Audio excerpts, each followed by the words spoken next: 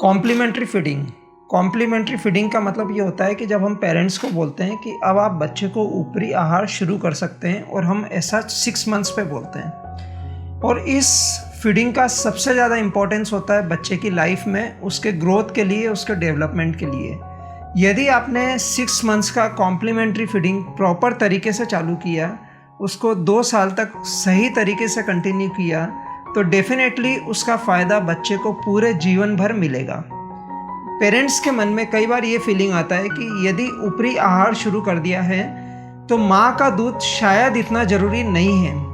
इसलिए मैं आपको बताता हूँ कि हम इसको कॉम्प्लीमेंट्री फीड बोलते हैं। कॉम्प्लीमेंट्री फीड का मतलब ये होता है कि जो ऐसी चीज़ें जो माँ के दूध को कॉम्प्लीमेंट कर दे। इसका मतलब ये नहीं होता कि हमको माँ के दूध को रिप्लेस करना है, बिकॉज मदर्स मिल्क शुरू के 1 साल तक, 6 महीने से साल भर तक में बच्चे की हाफ कैलोरीज को अभी भी पूरा करता है, और 1/3 calories between 1 to 2 years of age. यदि देखा जाए आपने माँ का दूध 2 साल तक कंटिन्यू किया तो डेफिनेटली आपको ऊपरी आहार पे डिपेंडेंस कम होगी, और उसका 1/3 कैलोरीज बिटवीन 1 to 2 ईयर्स जो है वो आप सिर्फ मम्मी के दूध से पूरी कर सकते हैं, just by continuing the mother's milk.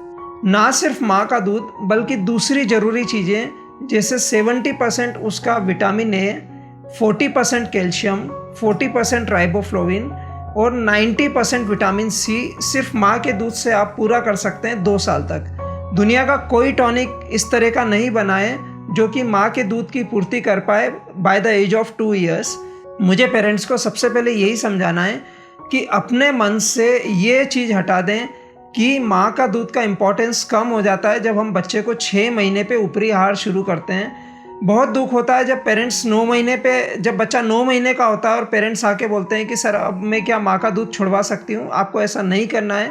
Breast milk has to be continued till 2 years of life.